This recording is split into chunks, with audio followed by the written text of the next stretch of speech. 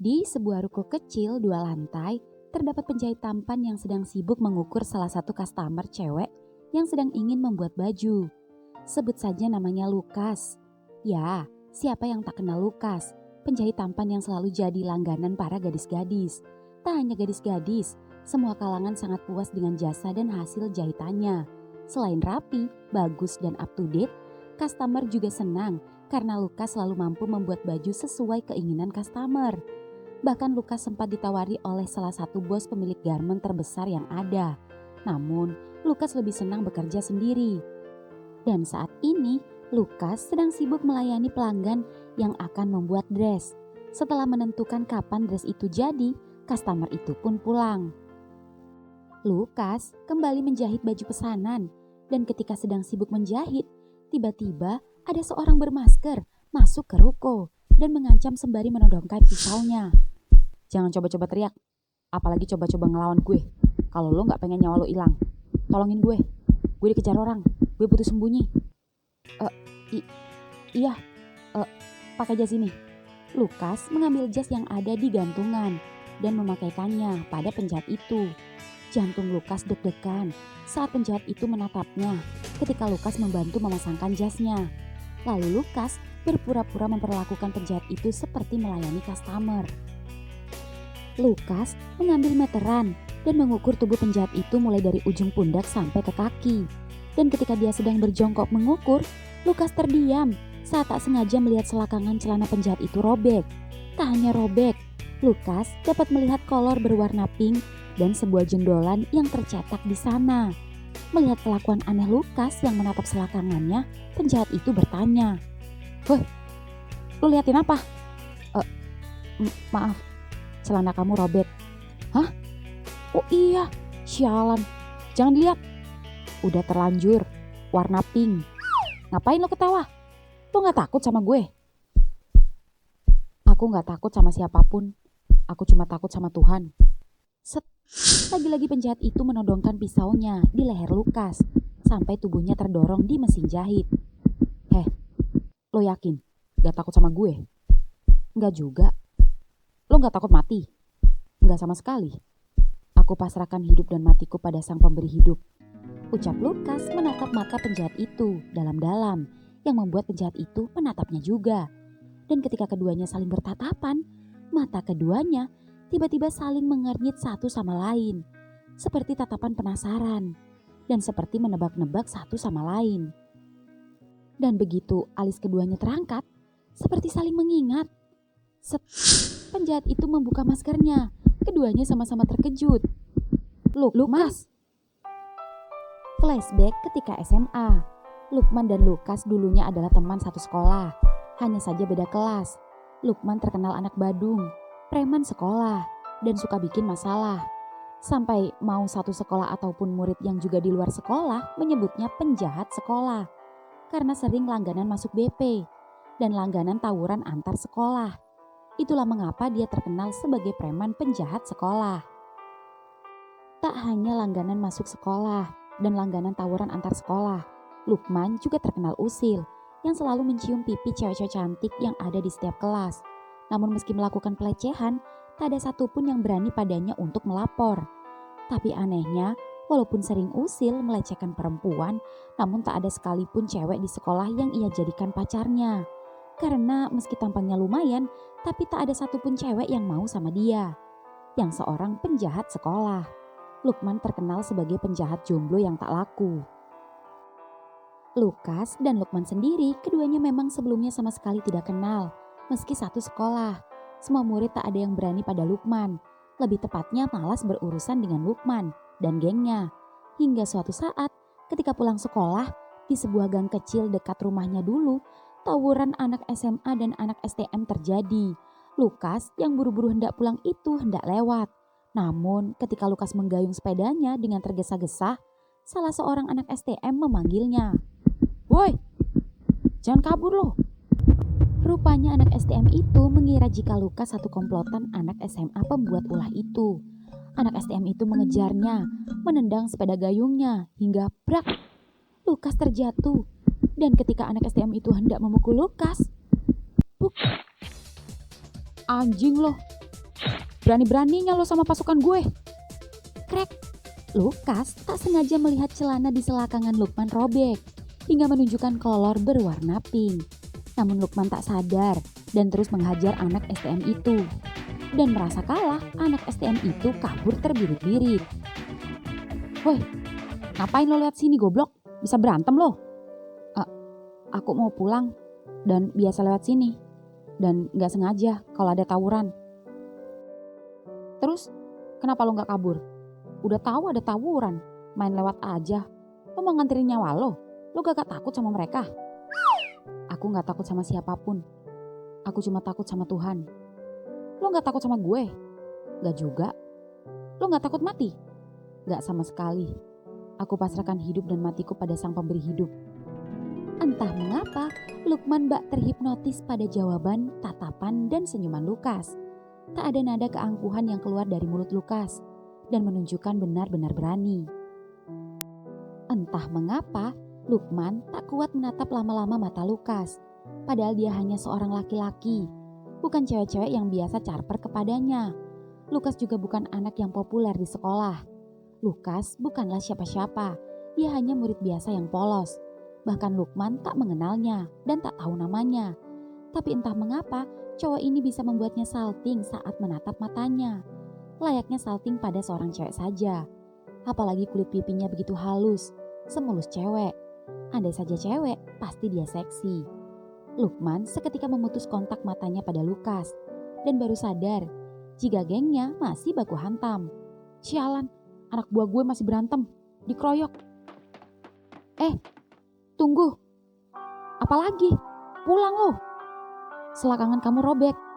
Sialan, iya, gue harus gimana nih? Mau berantem masa celana gue robek gini? Mana pakai kolor pink lagi? Apa kata anak STM kalau lihat gue? Mau kemana? Lukas menarik tangan Lukman dan membawanya masuk ke rumah kosong. Di samping gang kosong. Buka celanamu. Hah? Cepet buka. Mau ngapain lo?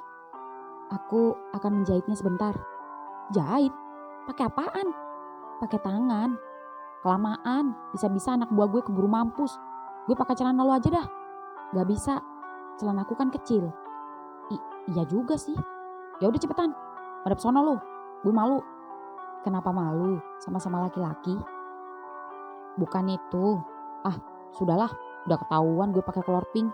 Ucap Lukman mau tak mau membuka celananya di depan Lukas. Lukas tersenyum, lalu mengeluarkan benang berwarna putih dari tasnya. Lukman heran, baru kali ini ada cowok yang kemana-mana bawa benang dan jarum. Aneh tapi nyata. Dan seketika Lukman ngilu ketika melihat Lukas mengemut ujung benang dan mencoba memasukkannya pada jarum. Apalagi ketika melihat ujung jari Lukas memasukkan jarum itu dan mulai menjahit. Tangan putihnya begitu lincah dan cepat, apalagi ketika benang itu ditarik rapat-rapat.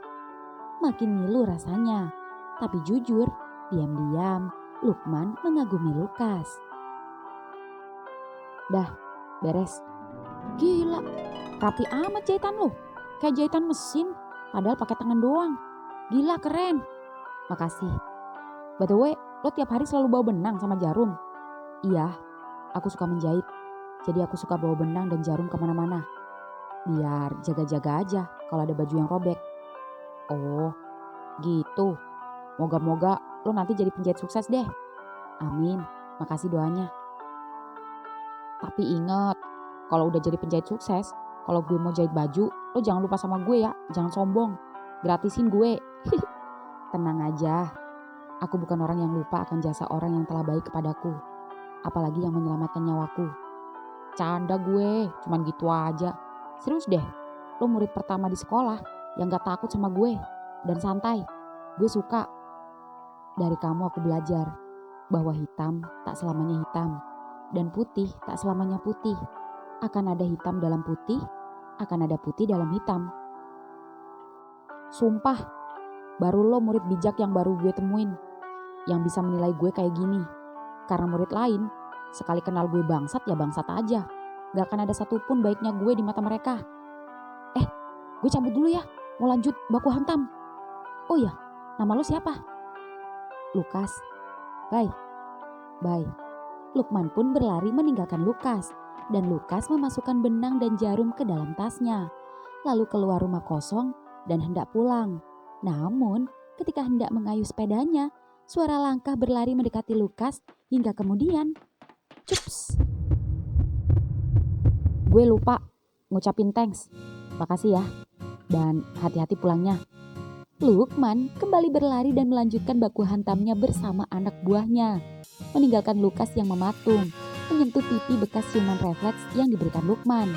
Ya, Lukman yang biasa usil suka mencium pipi cewek-cewek cantik di sekolahnya, baru kali ini perdana, dan untuk yang pertama kalinya Lukman mencium pipi laki-laki, yaitu pipinya sendiri. Entah mengapa tak ada sedikit pun rasa kesal di hatinya. Yang ada Lukas tiba-tiba tersenyum, lalu mengayuh sepedanya dan pulang ke rumahnya. Flashback off. Dan ketika keduanya sudah saling mengingat, di luar sendiri terdengar teriakan warga yang berlarian mengejar penjahat yang saat ini ada di depannya. Ada juga beberapa warga yang sempat menoleh ke rukonya, namun beruntung tak masuk dan menanyainya. Dan setelah warga tadi pergi, penjahat itu tak kunjung buru-buru pergi. Dah, kamu aman? Lo beneran inget gue kan? Iya, lepasin jasnya. Jangan dibawa kabur, itu punya pelangganku. Gue tahu. Tapi gue boleh pinjem baju lo gak? Kalau warga ada yang tahu gue pakai baju ini atau mereka ingat, gue bisa ketangkep.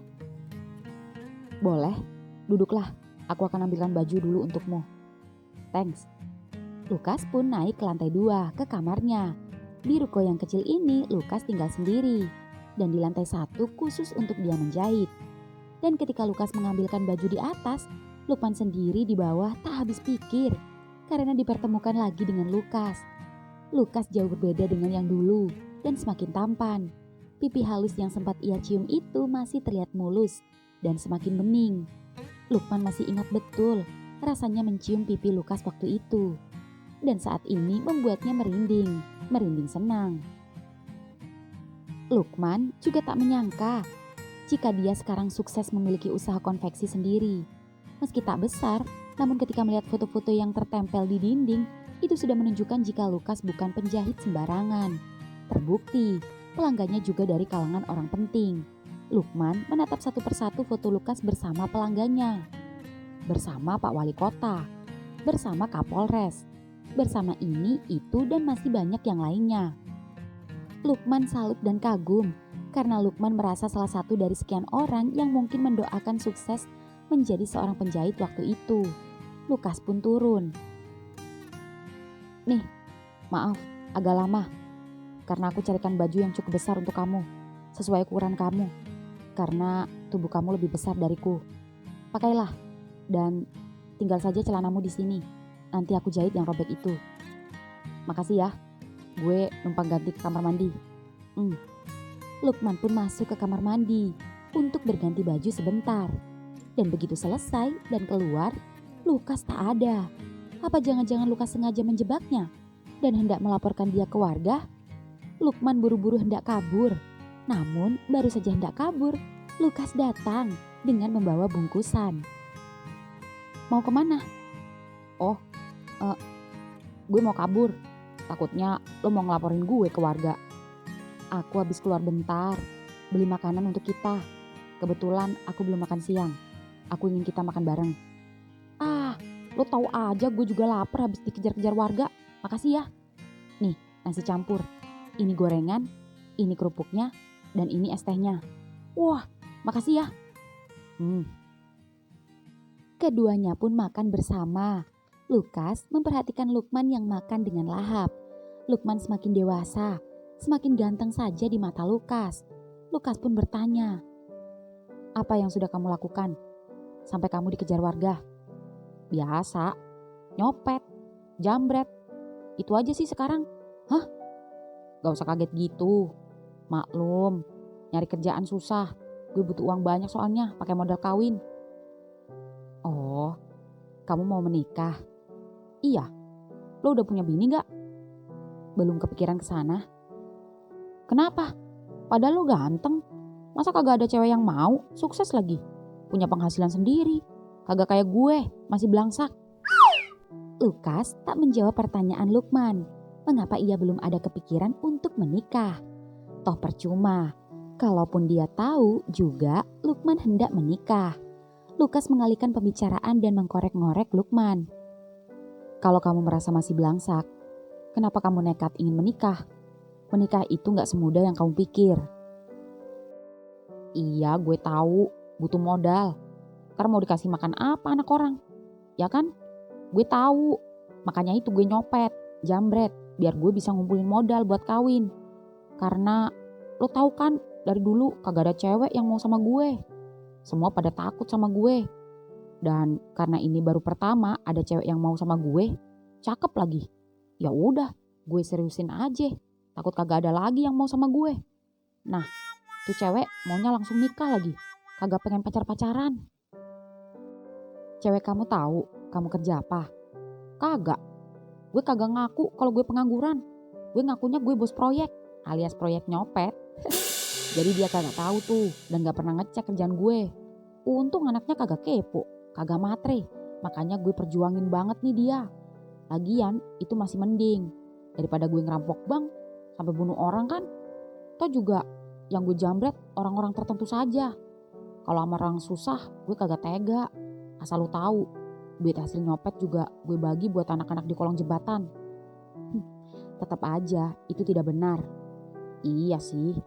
Cuman mau gimana lagi? Lo kan tahu gue udah terlanjur bejat dari dulu. Itu bukan alasan. Kamu masih bisa menjadi orang yang baik. Lagi pula kenapa kamu gak kerja yang benar? Ah, susah nyari kerjaan yang pas sama gue bro. Kemarin sempat kerja di orang. Gaji gak sesuai. Bosnya bawelnya minta ampun dah. Daripada gue tonjok, terus bonyok, terus masuk penjara. Mending gue resign. Di kerjaan kedua juga gitu. Gue habis bikin bonyok teman sekantor gue. Habisnya sirik amat sama gue mentang-mentang dia senior. Nyuruh-nyuruh gue gak wajar, seenak udel. Udah kayak babu aja gue gak ada harga dirinya. Kesel-kesel gue tarik tuh lehernya. Gue patahin tuh giginya sampai ompong.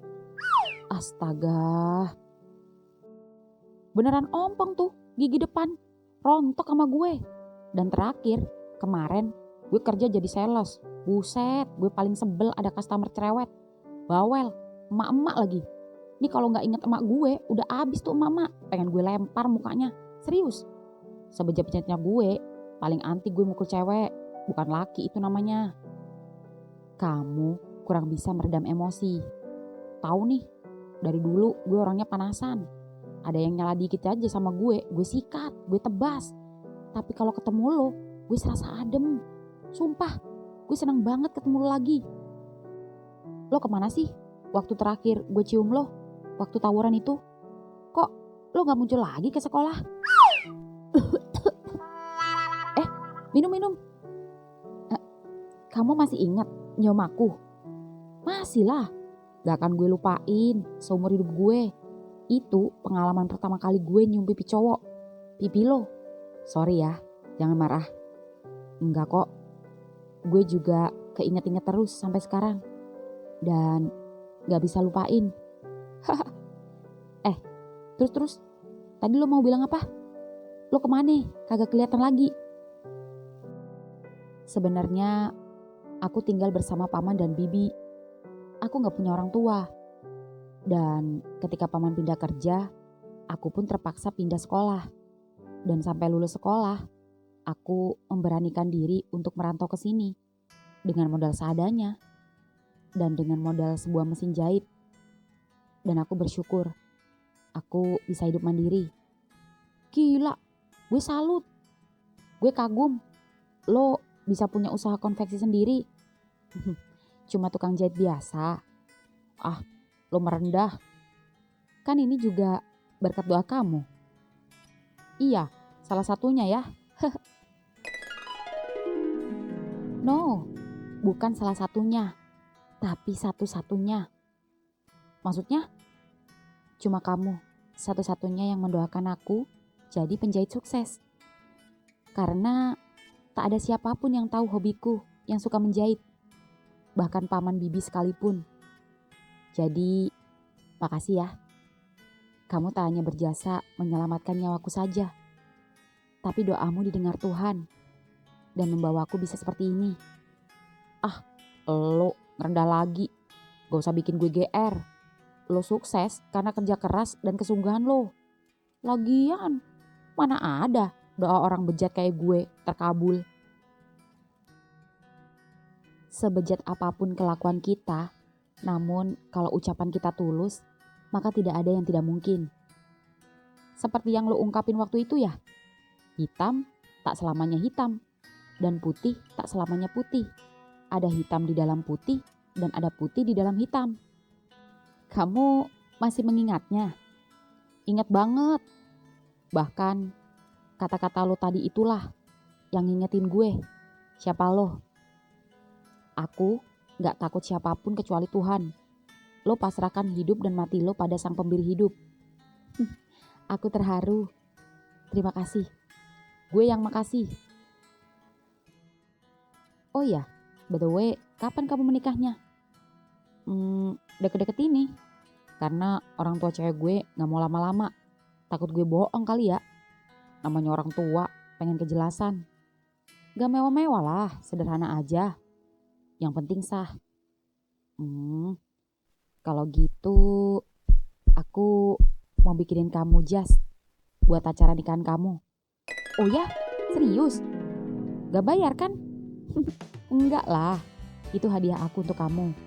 Makasih ya bro. Sama-sama. Habisin makanannya. Iya. 1 minggu kemudian, setelah pertemuannya waktu itu, Lukas dan Lukman jadi lebih intens berkomunikasi. Meski tak selalu datang ke toko, namun Lukas dan Lukman selalu mengabari setiap saat. Bahkan ketika malam sebelum tidur, keduanya menyempatkan diri video call atau saling chatan. Keduanya saling berbagi tanya jawab, cerita, dan selalu curhat masalah apapun.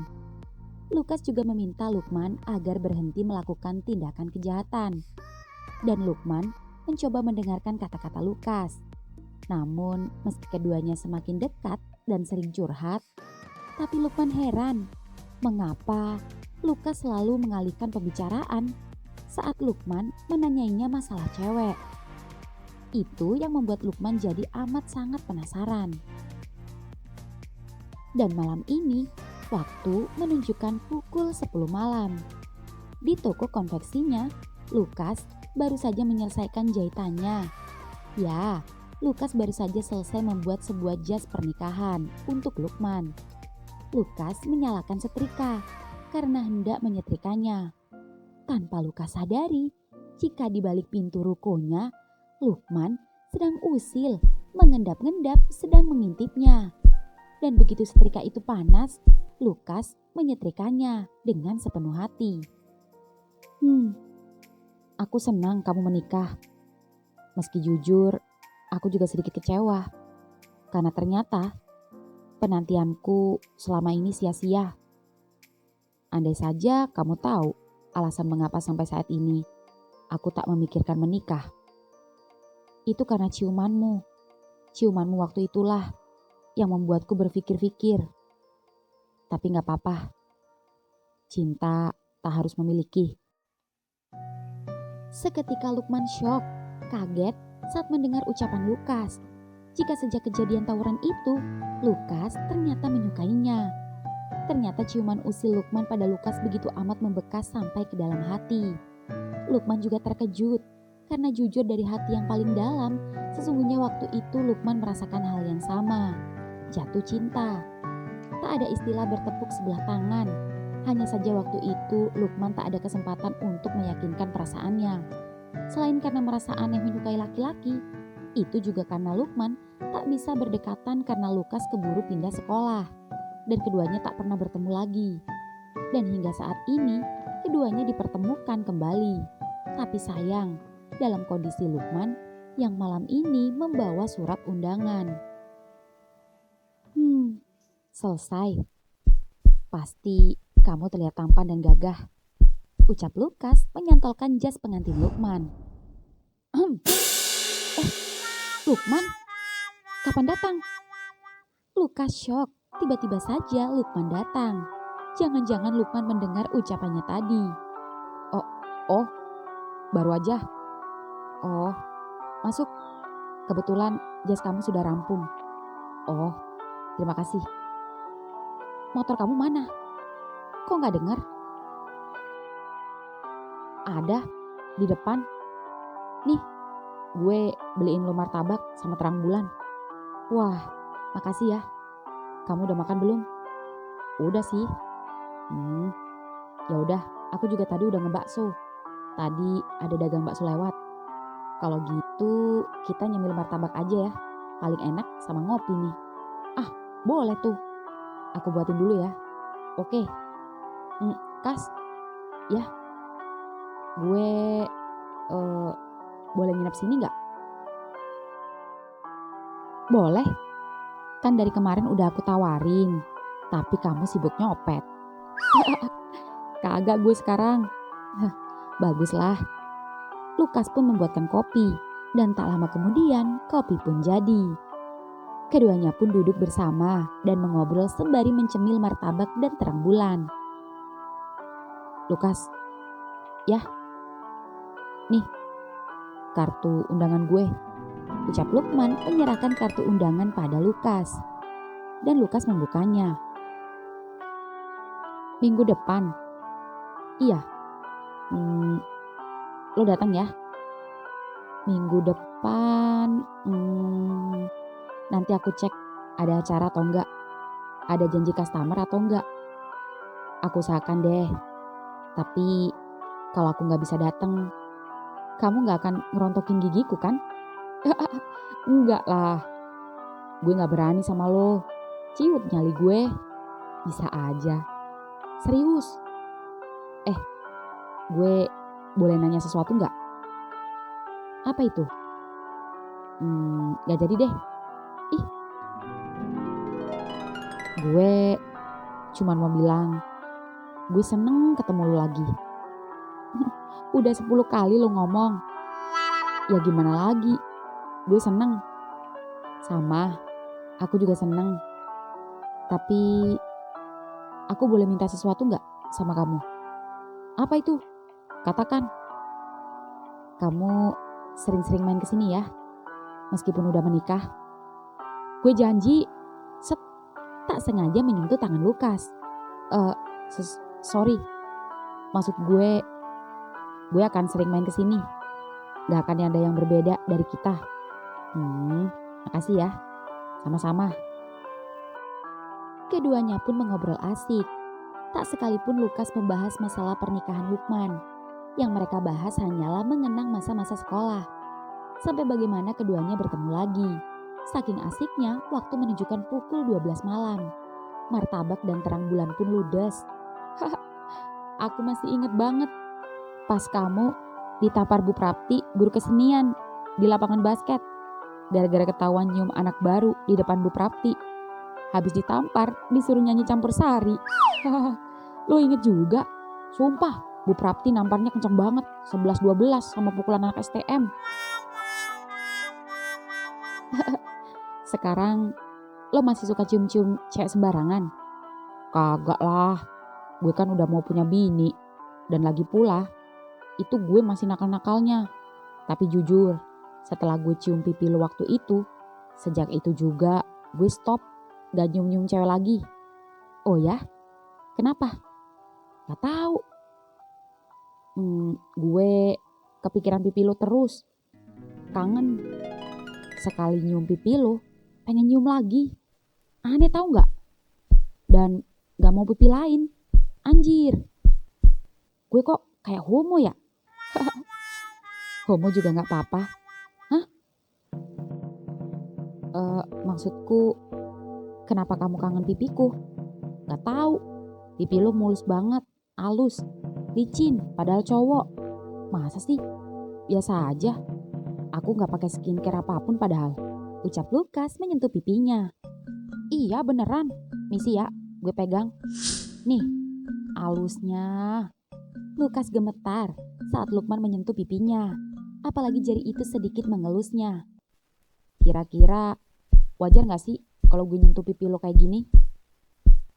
Tergantung niat dan tujuan. Kalau cuma penasaran sama tekstur kulit, ya gak masalah. Tapi kalau Lukman tersenyum menatap Lukas saat berhasil membuat Lukas mematung karena kecupan di pipinya. Lukman, pipi lo masih sama seperti yang dulu, tetap halus, wangi lagi. Entah mengapa, ujung jari Lukman perlahan-lahan bergerak ke rahang dan berjalan menyentuh bibir Lukas. Lukman menatap Lukas dengan tatapan birahi, sembari menjelat dan membasahi bibirnya sendiri. Dan tak tahu kenapa respon Lukas malah diam saja. Dan seolah merasa percaya diri bahwa Lukman akan menciumnya, Lukas membuka sedikit mulutnya. Dan ternyata benar, jempol Lukman mengusap bibir bawah dan atasnya secara bergantian. Semakin lama usapan jempolnya terasa menekan-nekan. Hembusan nafas Lukman, aroma gurih martabak itu bisa ia rasakan. Dan ketika bibir Lukman hampir mendarat, HP Lukman bergetar. Ya sayang, bocor. Kenapa jalan sendiri? Oke, jangan kemana-mana. Gue langsung ke sana. Kas, sorry, gue gak jadi nginep. Calon bini gue bannya bocor. Oh, iya gak apa-apa. Lo gak apa-apa kan? It's fine, pergilah. Kasian dia sudah malam, cewek lagi. Ya udah, gue balik ya. Ya, lancar ya acaranya. Gue tunggu kehadiran lo, ucap Lukman pamit dengan wajah sedih dan menghilang di balik pintu. Seketika Lukas berjalan menutup pintu dan bersandar di pintu sembari menyentuh bibirnya. Entah apa yang ia rasakan, yang jelas banyak sekali kebingungan di dalam hatinya saat ini. Ikhlas. Ya, aku ikhlas. Semoga kamu bahagia. Hari H. Hari ini adalah hari pernikahan Lukman dan seharusnya Lukas hadir di acara penting itu. Namun setelah menimang-nimang, akhirnya Lukas memutuskan lebih baik tak datang. Selain memang ada janji dengan beberapa customer yang hendak mengukur, dan kedua juga karena Lukas masih bingung dengan perasaannya yang tak jelas. Lukas tak ingin ada rasa nyesek ketika melihat cowok idamannya itu bersanding dengan yang lain.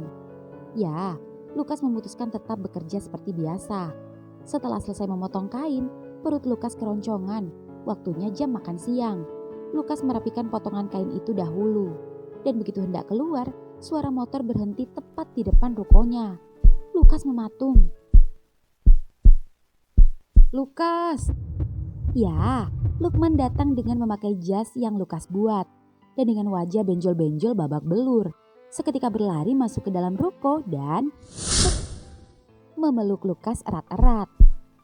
Lukman, ada apa ini? Kenapa kamu kesini? Dan kenapa wajahmu? Apa kamu dikejar dan digebukin warga? Bukan. I'm free. Gue bebas jadi diri gue sendiri. Gue batal kawin. Itulah kenapa gue bonyok. Gue rela. Gue babak belur. Gue rela daripada hati gue hancur. Dan mumpung belum terlanjur. Maksud kamu apa? Gue suka sama lo. Gue suka saat pertama kali gue cium pipi lo. Persetan dengan homo.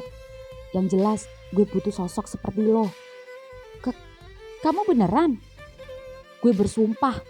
Gue gak ngada-ngada. Dan gue tahu lo suka sama gue juga kan? Jangan bohong. Karena jujur, malam itu aku nguping saat lo nyetrika jas ini. Kamu? Oke. Aku ngaku. Jadi benar? Lo gak kepikiran nikah gara-gara ciuman gue? Lukas tersenyum mengangguk. Kalau gitu, gue habisin pipi lo.